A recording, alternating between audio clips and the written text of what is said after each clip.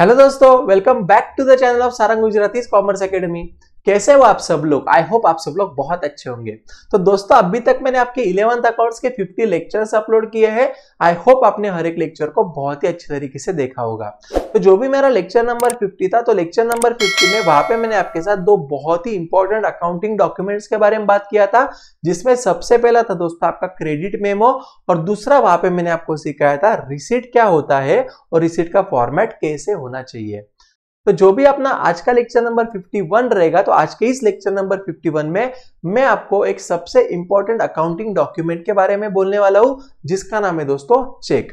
तो सबसे पहले एक बात याद रखना कि चेक मतलब एक ऐसा फैसिलिटी होता है जो बैंक उसके अकाउंट होल्डर को देगा, और जब भी आप सामने वाले को चेक की मदद से पेमेंट करना चाहोगे, तो वो टाइम पे आपके अकाउंट के अंदर मिनिमम बैलेंस होना जरूरी है। तो सबसे पहले एक बात याद रखना दोस्तों कि चेक नाम का फैसिलिटी ये वही लोगों को मिलेगा जिसका बैंक अकाउंट उन्होंने ओपन किया हुआ है।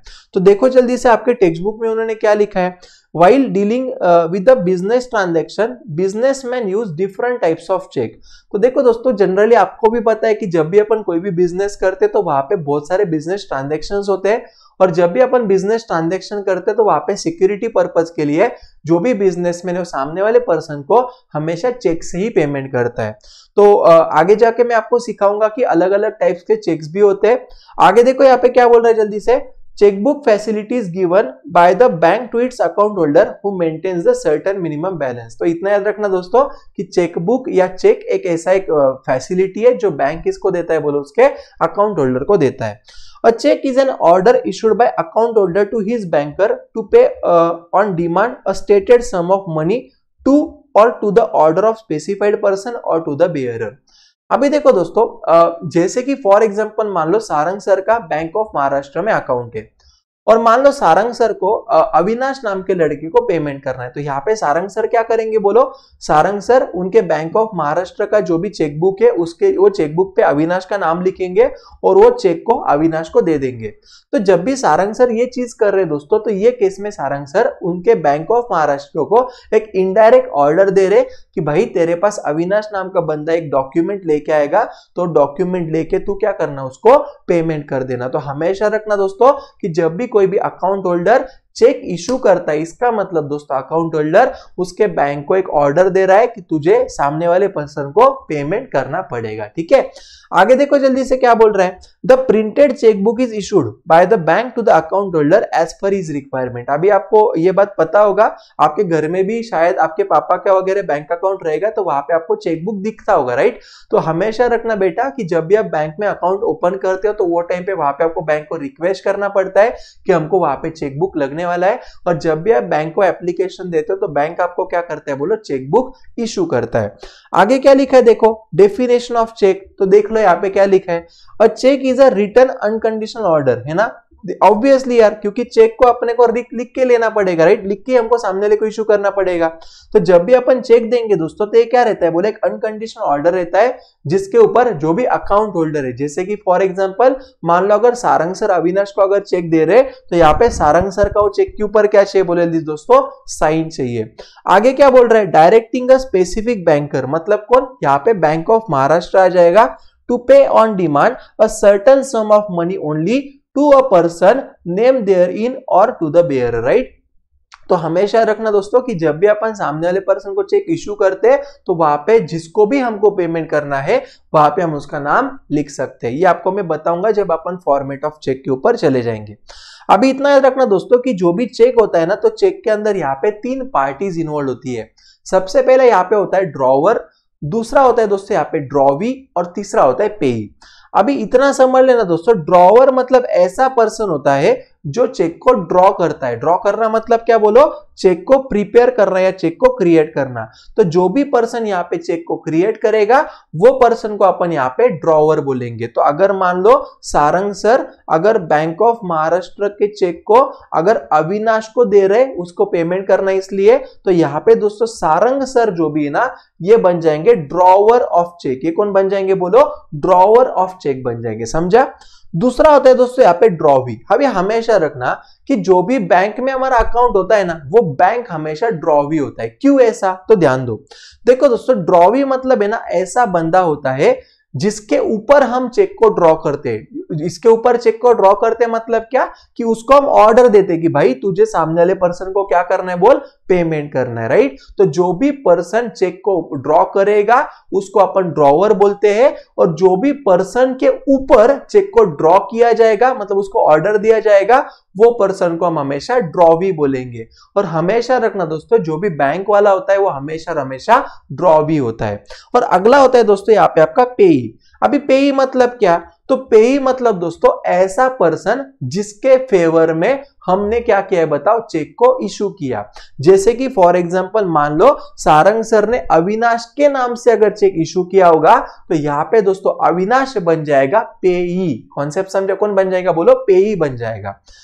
आई होप आपको ड्रॉवर, ड्रॉवी और पेई नाम का कॉन्सेप्ट समझा होगा। अभी आगे दोस्तों यहाँ पे उन्होंने दिया है कंटेंट्स ऑफ चेक। मतलब क्या, कि बाबा जब भी आप कोई भी चेक को क्रिएट करते हो तो वो टाइम पे दोस्तों वो चेक के ऊपर क्या क्या डिटेल्स मेंशन होता है। तो सबसे पहले दोस्तों यहाँ पे होता है नेम ऑफ द बैंक। मतलब क्या, कि आप मान लो कि मेरा अगर बैंक ऑफ महाराष्ट्र में अकाउंट है, और मान लो कि सामने वाले पर्सन को मैं बैंक ऑफ महाराष्ट्र का चेक दे रहा हूं, तो वो चेक के ऊपर बैंक ऑफ महाराष्ट्र का जो भी नाम है वो लिखा हुआ रहेगा, और वो कौन से ब्रांच है ना, मतलब मैंने कौन से ब्रांच में मेरा बैंक ऑफ महाराष्ट्र में अकाउंट है वो भी वहां पे लिखा हुआ रहेगा। आगे डेट ऑफ इशूइंग चेक। मतलब क्या, कि जिस दिन मैं सामने वाले को चेक दे रहा हूं तो उस दिन का वहां पे डेट लिखा हुआ रहेगा। आगे name of the pay. Name of the pay मतलब क्या, कि कौन से पर्सन को वहां पे मुझे पेमेंट करना है। Amount in words and figure. जैसे कि फॉर एग्जांपल मान लो अगर मैं अविनाश को 10,000 रुपीज का अगर चेक दे रहा हूं, तो वहां पे 10,000 रुपीज ये वर्ड्स में और फिगर में दोनों में वहां पे मेंशन रहेगा। फिर आगे यहाँ पे उन्होंने दिया दोस्तों name and signature of the account holder. मतलब क्या, कि बाबा अगर मान लो कि यहाँ पे सारंग सर अविनाश को पेमेंट कर रहे हैं, तो यहाँ पे सारंग सर का जो भी है वहां पे वो नाम लिखा रहेगा, और साथ साथ में वहां पे उनका सिग्नेचर भी लिखा हुआ रहेगा। फिर हर एक चेक में दोस्तों वहां पे एक स्पेसिफिक चेक का नंबर होता है, वो वहां पे मेंशन रहेगा। MICR नंबर होता है, IFSC कोड होता है, और अकाउंट नंबर। तो इतनी सारी चीजें दोस्तों हमारे चेक में चेक के ऊपर वहां पे मेंशन होती है, ठीक है। अभी ना दोस्तों ये बहुत ही इंपॉर्टेंट टॉपिक है जिसका नाम है दोस्तों टाइप्स ऑफ चेक। अभी ना याद रखना कि जो भी चेक्स होते हैं ना दोस्तों, बेसिकली 3 प्रकार के होते हैं। सबसे पहले यहाँ पे होता है दोस्तों बेयरर चेक, दूसरा होता है यहाँ पे ऑर्डर चेक, और तीसरा होता है दोस्तों यहाँ पे आपका क्रॉस चेक। अभी इसमें क्या डिफरेंस है, ध्यान दो। सबसे पहले दोस्तों यहाँ पे आपका कॉन्सेप्ट है बेयरर चेक। अभी ना एक बात हमेशा रखना कि बेयरर चेक जो भी है ना, ये एक सेम टू सेम आपके कैश जैसा काम करता है। मतलब क्या, कि जिसके पास भी वो चेक होगा ना, जो भी वो चेक का बेयरर होगा ना, तो वो पर्सन को पेमेंट मिल जाएगा। तो देखो यहाँ पे क्या बोल रहा है, any person who can get the payment of the cheque at the counter of the bank is called as bearer cheque. मतलब क्या, कि फॉर एग्जांपल मान लो कि मेरे पास सामने वाले बंदे का चेक है, राइट, और अगर वो चेक को लेके जाके अगर मैं बैंक में जाऊंगा और बैंक के सामने वहां पे मैं साइन करके बताऊंगा कि मुझे पेमेंट चाहिए, तो बैंक मुझे डायरेक्टली क्या कर देगी, बोलो, ये पेमेंट को दे देगी। समझा, मतलब इतना याद रखना दोस्तों कि बेयरर चेक के मदद से आपको वहां पे कैश में पेमेंट मिल सकता है। अगर मान लो कि आप बेयरर चेक लेके जा रहे हो बैंक के पास और बैंक को बोल रहे हो कि मुझे कैश दो, तो वो केस में दोस्तों आपको बैंक बेयरर चेक के अगेंस्ट कैश दे देगा। आगे देखो क्या बोल रहा है, एनी पर्सन हु होल्ड्स मतलब क्या रहे, कि जो भी पर्सन के हाथ में वो चेक रहेगा, तो उसको अपन क्या बोलेंगे दोस्तों, हु होल्ड्स द चेक, ऐसा बोलेंगे। And is physically present at the counter and signs the same in front of the banker can get the amount of cheque. समझा, मतलब क्या, कि जो भी पर्सन के पास ये चेक होगा, अगर वो चेक को लेके जाके बैंक के पास जाएगा तो उसको वहां पे बैंक पेमेंट दे देगा, है ना। और याद रखना दोस्तों, बेयरर चेक जो भी है ना, ये थोड़ा सा अनसिक्योर्ड नेचर का होता है। क्या होता है, बोलो, थोड़ा सा अनसिक्योर्ड नेचर का होता है। अगर मान लो कि अगर आपका बेयरर चेक अगर किधर गुम गया और जो भी पर्सन को चेक मिला और वो चेक अगर मान लो उसने बैंक में जाके अगर उसने सबमिट किया, तो वो पर्सन को वहां पे पेमेंट मिल जाएगा। समझ रहे हो, तो इसलिए थोड़ा सा अनसिक्योर्ड होता है। दूसरा, यहाँ पे अपन अगले टाइप पे जाने के पहले यहाँ पे अपन फॉर्मेट देख लेंगे कि एग्जैक्टली बेयरर चेक कैसा होता है। तो सबसे पहले जैसे हमने देखा कि वहां पे डेट वगैरह लिखा रहेगा, जो भी डेट पे आपने सामने वाले को इशू किया है चेक वहां पे वो लिखा रहेगा। फिर आप यहाँ पे आपको जिसको भी पेमेंट करना है उसका यहाँ पे आप नाम लिख दोगे, जितना आपको पेमेंट करना है वो यहाँ पे आप लिख दोगे। यहाँ पे आपका अकाउंट नंबर है ना, ये अकाउंट होल्डर का अकाउंट नंबर रहता है, ठीक है। फिर यहाँ पे आपने जितना भी अमाउंट सामने वाले को देना है वो आप यहाँ पे फिगर्स में लिखोगे, और यहाँ पे आपके बैंक के डिटेल्स रहेंगे, जो भी अकाउंट होल्डर रहेगा उसके बैंक के यहाँ पे डिटेल रहेंगे। तो याद रखना दोस्तों, ये जो भी यहाँ पे उन्होंने दिया IFSC कोड दिया उन्हें, और ये चेक में दोस्तों यहाँ पे ये जो आपको दिख रहा है ना, इसको अपन बोलते हैं MICR कोड, ठीक है। तो इतना याद रखना कि ये चेक का जो भी उन्होंने यहाँ पे फॉर्मेट दिया है, तो ये फॉर्मेट में अपन ने जो भी ऊपर कंटेंट्स ऑफ चेक वाली चीजें देखी वो हर एक चीज यहाँ पे आपकी आ जाएगी। और साथ साथ में दोस्तों यहाँ पे जो भी बंदा चेक को इशू कर रहा है उसका भी यहाँ पे सिग्नेचर आ जाएगा, समझ रहे हो। चलो अभी अगला है दोस्तों यहाँ पे ऑर्डर चेक। अभी ऑर्डर मतलब क्या दोस्तों, कि जब भी हमको सामने वाले पर्सन को स्पेसिफिकली पेमेंट करना है, राइट, जब भी हमको सामने वाले स्पेसिफिक पर्सन को पेमेंट करना है तो वो केस में इसको अपन बोलते हैं ऑर्डर चेक। तो देखो यहाँ पे क्या लिखा है, when a cheque is drawn payable to a specific person और order is called as an order cheque. समझा, मतलब क्या कि यहाँ पे मैं स्पेसिफिकली मुझे जो भी पर्सन को पेमेंट करना है उसका मैं यहाँ पे नाम लिख दूंगा। The payment of order cheque is made by the bank to the person's name mentioned therein और to any other person ordered by him. When the word bear is struck off, it becomes order check। तो इतना ही समझ लो दोस्तों कि order check ये जो भी issue किया जाता है ये स्पेसिफिक पर्सन के लिए किया जाता है। जब आपको स्पेसिफिक पर्सन को पेमेंट करना है तो वो टाइम पे आप क्या करोगे, बोलो ऑर्डर चेक को इशू करोगे, ठीक है। तो यहाँ पे जो भी फॉर्मेट रहेगा आपका same to same bearer cheque जैसा ही रहेगा, सिर्फ वहां पे ऑर्डर चेक में बेयरर ए वर्ड इंक्लूड नहीं रहेगा। समझ रहे हो क्या, बताओ जल्दी से, ठीक है। बहुत आसान है, बिल्कुल टफ नहीं है। अभी यहाँ पे आपका तीसरा टाइप है दोस्तों क्रॉस चेक, राइट। अभी ना दोस्तों जब भी आपको सामने वाले पर्सन को थोड़ा सा सिक्योर्ड पेमेंट करना, राइट, तो वो टाइम पे आप सामने वाले को क्या करते हो, बोलो वहां पे क्रॉस चेक इशू करते हो। अभी सबसे पहले दोस्तों ये जो भी क्रॉस चेक है, तो यहाँ पे क्रॉस चेक में दो प्रकार होते हैं। सबसे पहले यहाँ पे होता है एक नॉर्मल क्रॉस चेक, और दूसरा होता है दोस्तों यहाँ पे आपका अकाउंट पेई क्रॉस चेक। दूसरा क्या होता है, बोले यहाँ पे आपका अकाउंट पेई क्रॉस चेक होता है, ठीक है। अभी क्रॉस मतलब क्या, तो क्रॉस मतलब दोस्तों जो भी चेक होता है, अगर वो चेक के ऊपर अगर आप इस तरीके से दो लाइंस अगर वहां पे आप बना रहे हो तो इसको अपन बोलते हैं दोस्तों चेक को क्रॉस करना, राइट। तो क्रॉस चेक का फायदा क्या होता है, तो जब भी आप सामने वाले पर्सन को अगर क्रॉस चेक इशू करते हो तो वो टाइम पे दोस्तों वो पेमेंट को सामने वाले पर्सन को कैश में नहीं निकालते आएगा, वो सामने वाले पर्सन को ये पैसा उसके अकाउंट में ही मिलेगा। समझ रहे हो आप, है ना। मतलब सामने वाले पर्सन जैसे बियरर चेक में क्या कर सकता था, वो चेक लेके जाके कैश निकाल सकता था, वैसे ये क्रॉस चेक में होगा क्या, बोलो नहीं होगा। सामने वाले पर्सन को ये जो भी क्रॉस चेक का पेमेंट है ये उसके ही अकाउंट में मिलेगा। तो फिर सर एग्जैक्टली जो भी क्रॉस चेक है और यहाँ पे क्रॉस अकाउंट पे चेक, इसमें क्या डिफरेंस है, तो इतना समझ लेना दोस्तों कि क्रॉस चेक में क्या होता है कि फॉर एग्जांपल मान लो यहाँ पे सारंग सर ने क्या किया, मान लो कि अविनाश को पेमेंट किया, राइट। तो क्रॉस चेक के केस में क्या हो सकता है दोस्तों, सारंग सर के पास से अविनाश ने जो भी चेक कलेक्ट किया, ये चेक को अविनाश, ये मान लो कि उसका एक फ्रेंड है अजिंक्य, तो अविनाश क्या कर सकता है, बोलो अजिंक्य को एंडोर्स कर सकता है। अजिंक्य को मान लो कि बंटी को पेमेंट कर रहे हैं तो अजिंक्य यही चेक को बंटी को भी इशू कर सकता है।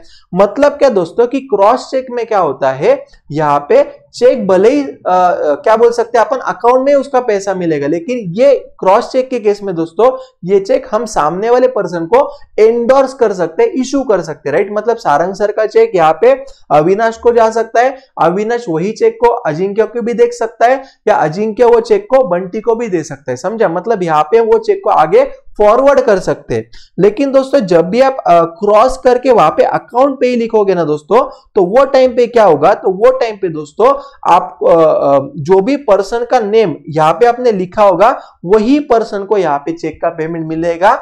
ये चेक वो सामने आगे वाले को इशू कर नहीं सकता, राइट। जैसे ऊपर क्या था बताओ, ऊपर एक पर्सन दूसरे पर्सन को यहाँ पे चेक को इशू कर सकता था, लेकिन अकाउंट पे ही अगर रहेगा तो वो केस में जो भी पर्सन का नाम यहाँ पे लिखा होगा वही पर्सन को पेमेंट लेना पड़ेगा, उसको ही यहाँ पे पेमेंट मिल जाएगा। समझ रहे हो। तो आई होप दोस्तों आपको ये चेक क्या होता है और चेक के अलग अलग टाइप्स क्या होते हैं वो एकदम अच्छे तरीके से समझा होगा, ठीक है। एक बार रिवाइज करते हैं। सबसे पहले याद रखना चेक मतलब क्या था, तो चेक मतलब एक ऐसा अनकंडीशनल ऑर्डर था जो अकाउंट होल्डर उसके बैंक को देगा पेमेंट करने के लिए।